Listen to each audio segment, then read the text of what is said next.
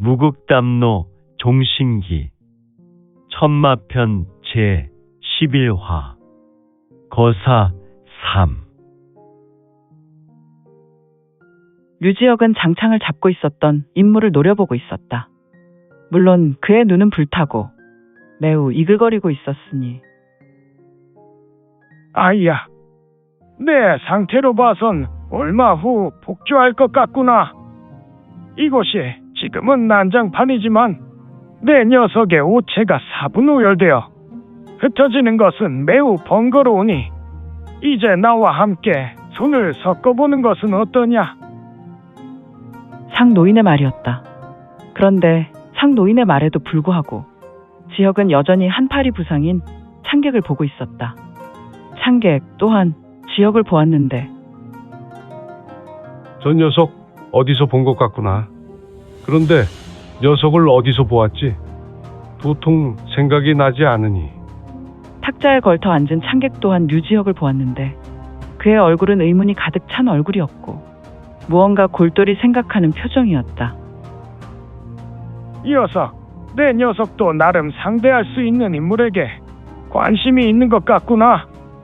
하지만 내 녀석은 상대를 잘 못 보았구나. 지금 내 실력과 멸절의 양력으로 내 녀석이 평소보다 10배의 실력 발휘를 할 수 있더라도 양화성 어른의 자제와 겨룰 수 있겠느냐? 상노인은 인자했던 얼굴이었으나 지금 지혁의 태도로 눈썹이 약간 꿈틀대었고 상노인은 심기가 불편했다. 본인과 비교할 때 발가락의 때보다 못한 녀석에게 무시당한 것처럼 느꼈으니 말이다. 허허, 구주이십일천이 누구인가? 전국 칠홍시대의 진정한 절대자요. 하늘인 것을 이들은 바로 천하를 발 아래 두고 오시하는 인물들이었는데 그 구주이십일천 중 권천은 이들 21명 중에서도 상위 반열에 있는 인물이었다. 사실 구주이십일천의 구성원인 일봉, 일마, 이정, 삼사, 사괴, 십권 등 이러한 구분은 호사가들이 부르기 쉽게 구분한 것이지. 일봉 다음 일마, 그리고 일마 다음 이정, 이러한 능력 순이 아니었다. 사실 21명의 그 실력은 뚜렷하게 구분할 수 없다. 이들은 단 한 번도 서로 조우한 적이 없었기 때문에. 다만 이들의 능력과 이들의 기사가 호사가들의 입에서 입으로 옮겨지며 여러 기행이 부풀려지고 신화화되어 강호는 이들의 기행을 보며 21명의 전설로 회자할 뿐이었다. 그러나 아무리 절대자들의 기사가 부풀려지더라도 이들은 분명 전국 칠홍시대의 절대자여 절대 강자였다. 내가 아무리 내 녀석을 비호해 주었다 손치더라도 상대를 하고 있는데 다른 사람에게 관심을 가져서는 안 된다. 상노인은 말을 하며 붉게 달궈진 우수 검지를 지혁에게 향했고, 피우웅 퍽 피가 튀었다. 바로 지혁의 어깨에 상노인의 검천지라는 지풍이 박힌 것이다. 하지만 지혁은 어깨에 지풍이 관통할 때 어깨 부위의 옷이 펄럭여 구멍이 났을 뿐 아무 요동도 하지 않았다. 그리고 그는 천천히 고개를 내려 본인의 어깨를 보았다. 류지혁의 어깨에서는 검붉은 피가 뿜어지더니 이제는 천천히 그의 검은 의복을 피로 물들였다. 녀석, 멸절이 극성에 달했나? 고통은 일도 없구나. 상노인과 두 사람은 지혁의 모습을 보며 속으로 화들짝 놀라 감탄하였다. 두 사람은 지혁의 신체를 보고 그의 행동을 눈으로 보고 놀랐으며 상노인은 멸절과 지혁과의 상관관계를 가늠한 후 마음의 파문이 일었는데 현재 지혁에게 이성이란 것이 있는지. 지혁은 매우 기민하게 보복을 밟았지만 이는 본능에 의한 것으로 보였으니 이에 류지혁에게 튕겨나간 사람이 있었으니 지금까지 응대했던 상노인이었다. 그는 매우 빠른 이동이었는데 이는 일반인의 육안으로 식별할 수 없는 속도였다. 팍 상노인은 찰나 류지혁에게 도착한 후에 지혁의 목을 후려갈겼는데 상노인의 유명한 절기 중 하나인 금왕수였다. 좌수를 독수리의 발톱처럼 세워서 지혁의 목을 찍었고 지혁은 그 충격에 목이 꺾일 뿐 아니라 그의 목이 심하게 파이며 상노인의 좌수가 꽂혔다. 하지만 지혁은 천천히 목을 일으켜 세워 상노인의 악력을 이겨냈으며 그리고 이러한 섬뜩한 표정이라니. 허허, 말이 되는가? 구주이십일천의 악력. 비록 상노인이 3할의 진기를 이용하여 찍은 악력이라도 천하의 이를 대적할 리는 오직 같은 20명의 절대 초인뿐이거늘 지금 류지혁이 보인 능력은 역발상기계세의 능력이란 말인가? 약을 처먹어 이런 것인가? 아주 괴물이 되었군. 휙! 지혁은 고통을 모르는가? 목에서 피가 주르륵 흐르고 있었지만 아랑곳하지 않았고 우수를 들어 상노인의 얼굴을 후리려 하였다. 그러나 척! 상노인은 좌수를 목에서 빼어내 우수를 잡았으며 동시에 우수권으로 지혁의 가슴에 꽂아 넣었다. 쾅! 역시 경력을 이용한 그의 공력은 막강한 힘으로 터져나갔으며 류지혁은 처맞고 압력에 못 이겨 신형이 뒤로 급하게 날아갔는데 지혁은 내실과 외실 군막을 막고 있었던 휘장을 찢어버렸으며 그는 대장군막의 출입구에서 튀어나가 대장군막의 마당에 쓰러진 시체들을 밀어내며 자빠졌다. 그리고 상노인, 권천의 우수를 보라. 상노인의 우수 주먹은 붉게 달아올랐으며 마치 대장간 풀무불과 같이 달궈져 있었다. 잠시 후 대장군막에서 세 사람이 천천히 걸어 나왔고 저벅, 저벅, 저벅, 저벅, 저벅, 저벅, 저벅, 저벅, 저벅. 세 사람은 바로 상노인이 선두로 뒤에 제국의 대장군 양광 그리고 그 뒤로 장창을 손에 쥐고 좌수 어깨로부터 팔에 천을 감고 있었던 인물이었으니 흐흐흐흐. 역시 권천 대엽이시오. 권천께서는 같은 21명의 초인 중에도 선두를 다투시는 분이라 우리 가문의 창공 노사와 어깨를 나란히 하시는 분이요. 괴물 같은 녀석을 수십 장 날려버렸으니 말이오. 그런데 도대체 녀석은 누구요? 저 괴물은 도대체 무엇을 처먹어서 탄생했단 말이오? 대장군, 내가 어찌 창군과 같은 반열이오. 나는 그저 시골에 묻혀 살았던 무지렁이일 뿐이오. 아닙니다. 권천께서는 권사로 등봉조국에 이르신 분이 확실합니다. 방금 권천께서 보이신 무국철례권은 당금 강호나 전국지룽에서 이를 감당할 분은 없을 줄로 압니다. 양 장군은 너무 그런 칭찬 마시오. 칭찬은 교만은 낳고 결국 교만은 스스로 넘어지게 만두오. 상노인은 고개를 돌려 장창을 들고 있는 제국의 중년 장수를 보며 이야기했다. 허허, 그렇다면 대장군 양광 옆에 선 중년 장수 또한 양가이던가. 스쓱, 스스스, 휘청. 허허, 죽었다고 생각된 류지혁은 힘들게 일어나 섰는데 비틀거리며 바닥을 쓸고 일어서게 되었다. 물론 그는 매우 큰 충격을 받았는지 가슴에 움푹 들어가 보였고 그의 입에서는 피를 마구 쏟아내었다. 그의 입은 매우 지저분했으며 비록 눈에서 혈광이 흘러나왔지만 그 기세가 많이 수그러들었다. 저 강문에 멸절이 이 정도였나?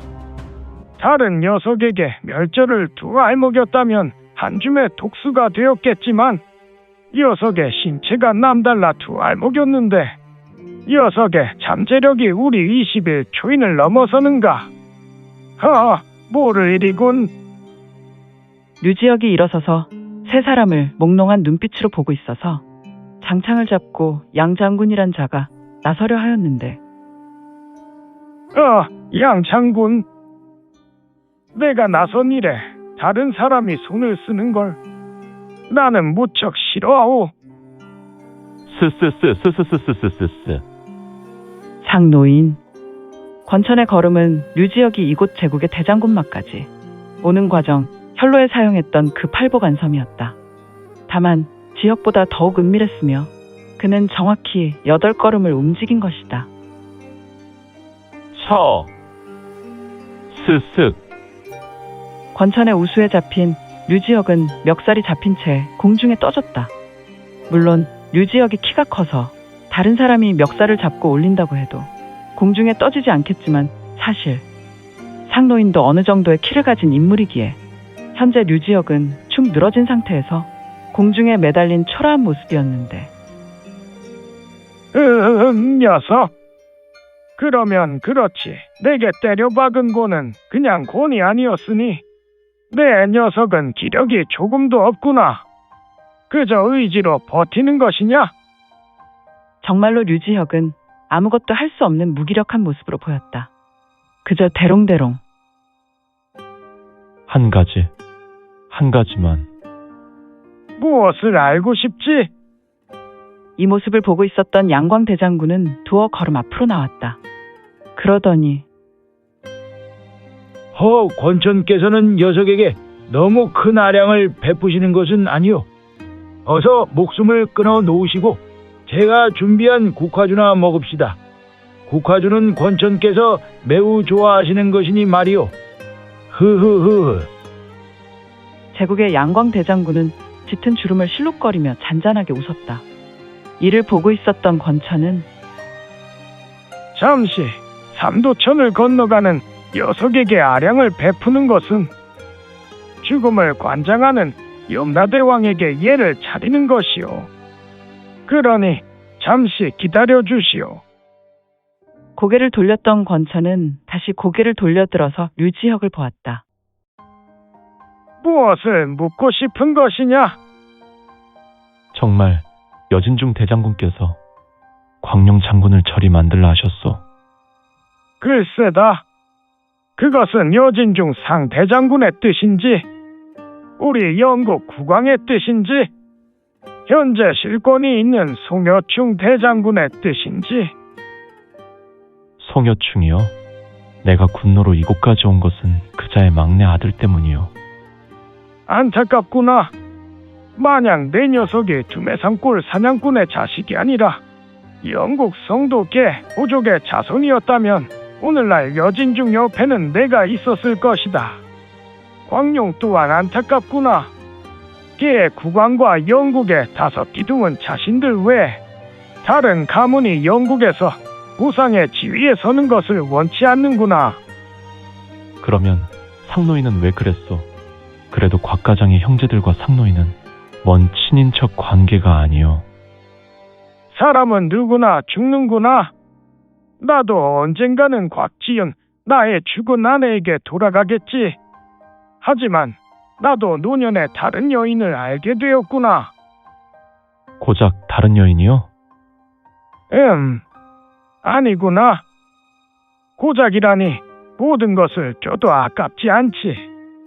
단목수연이라고 단목가주는 단목세가의 보옥을 내게 주었는데 젊음의 유혹을 떨칠 수 없었다.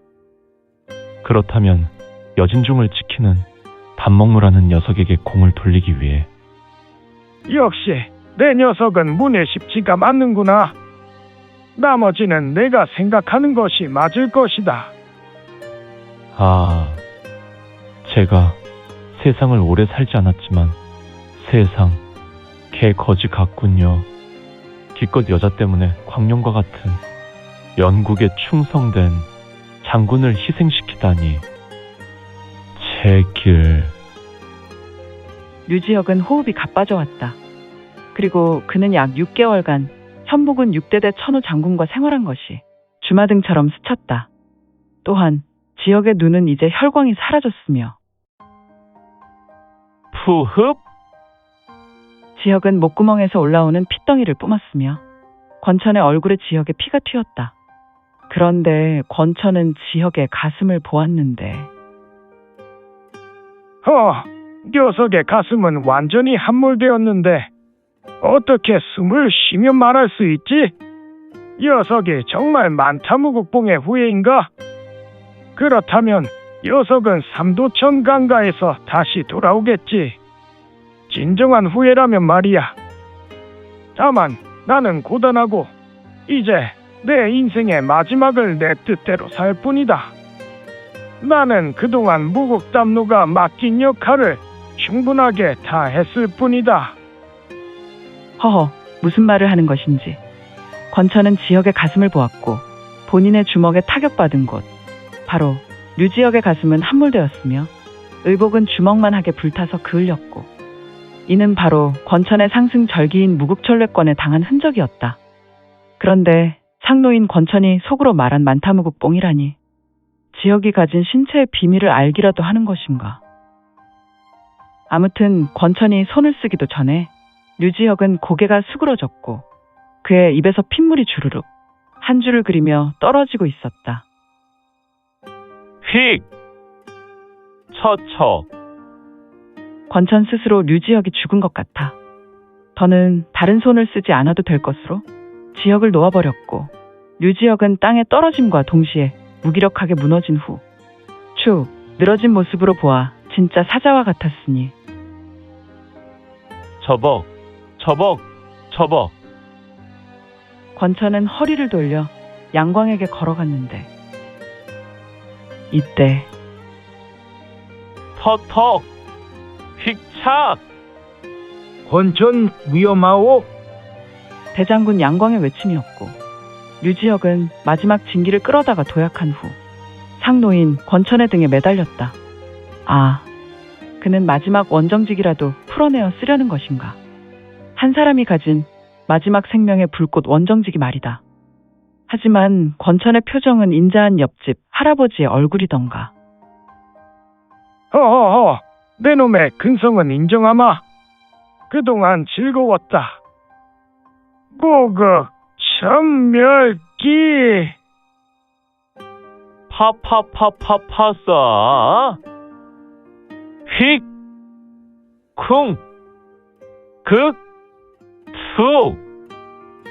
내가 진력이 폭발적으로 권천의 몸에서 터져나왔고, 이와 같은 기세로 류지혁은 힘없이 튕겨나간 후에 바닥을 굴렀으며, 지혁은 짧게 부르르 떨었는데 마침내 고개를 땅에 떨어뜨렸다.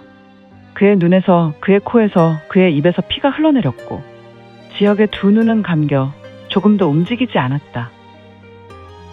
흐흐흐흐. 오늘 나 양광이 살아생전 안개를 크게 넓혔구나. 권천의 천멸기라니. 우와하하하하. 양천은 류지혁의 죽음 앞에 매우 만족했으며 또한 앙청광소했다. 상노인 권천은 이를 보았고 야릇한 미소를 지으며 걸었다. 그는 양광에게 다가오며, 양평장군, 이제 할 일을 하시오. 권천의 말이었으며 양광은 웃다가 뜻 모를 말로 인해 상노인을 보며 엉뚱한 표정이 되었다. 권천께서는 무슨 말씀을 하시는 것인가? 평화에게 무슨... 퍽! 어라, 양광 대장군의 가슴을 보라.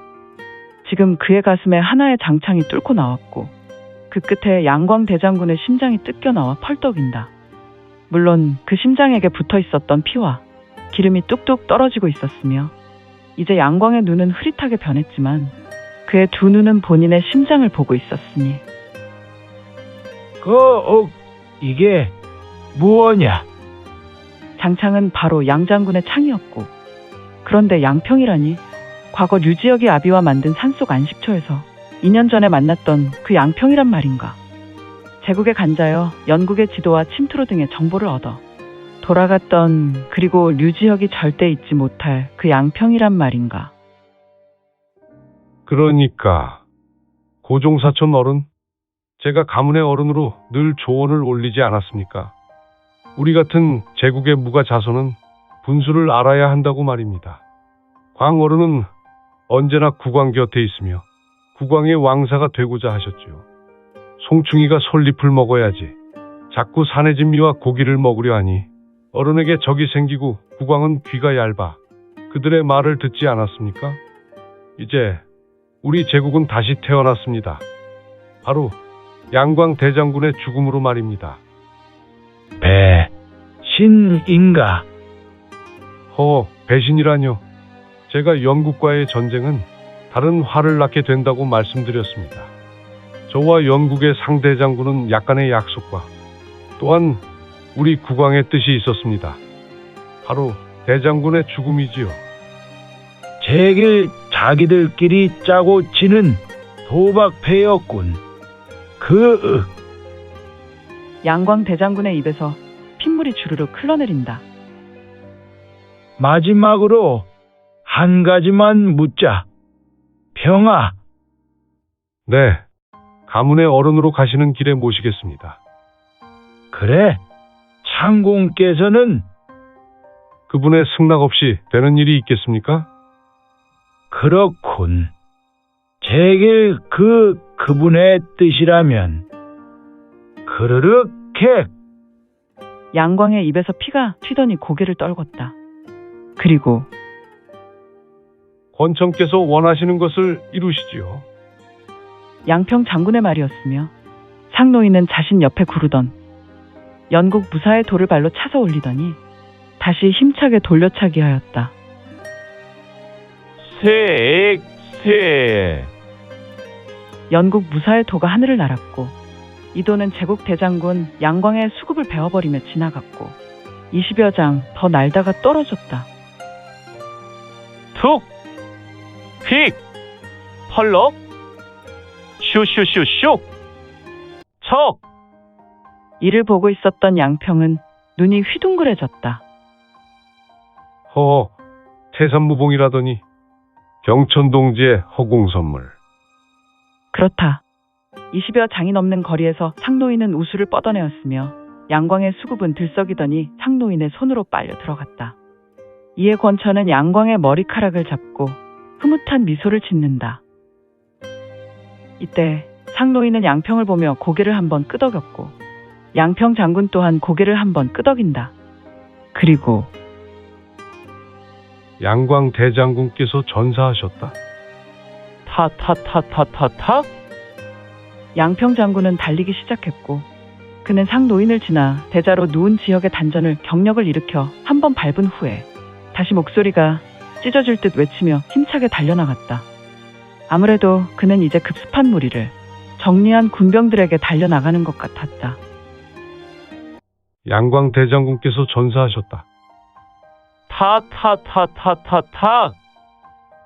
상노인은 양평을 보며 묘한 미소를 짓고는 호호호호, 여사, 지역이가 죽지 않았나 싶어 다시 확인 사살을 하는군. 그러나 권천은 매우 신비한 미소를 지었다. 내가 만약 다시 회생한다면 너는 내가 남긴 무국패를 5번째로 갖게 되는 것이다. 무국패는 오직 몸에 새겨 넣을 수 있으니 난 너를 만나기 전 내 명에게 이 문신을 새겨 놓았지. 이것으로 나는 무국자의 삶을 마무리하게 되었다. 내가 무국담로 종신기에서 얻을 수 있는 것은 빙산의 일각이었다. 혹시 내 녀석의 몸에서 돌고 있는 만차무국봉의 진기가 맞는다면 너는 반드시 회생할 것이다. 그리고 넌 결국 무국담로 종신기의 문을 열게 될 것이다. 그리고 세상은 또 다른 차원의 초인을 보게 될 것이야.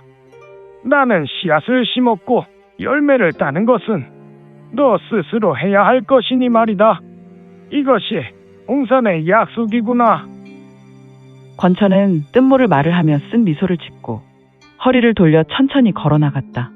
그러나 그의 신형은 천천히 걸었지만 그의 걸음은 공간을 뛰어넘는 축지성촌이란 말인가. 역시 구주 21천의 무공은 경천동지 공전저루란 말인가. 21명의 초인은 강호 무림 태동기에 절대 무력의 신화와 절대자였으니. 아무튼 상노인 권천은 매우 호련히 움직였고 이 제국의 주둔지 전장에서 신비한 모습으로 사라졌으며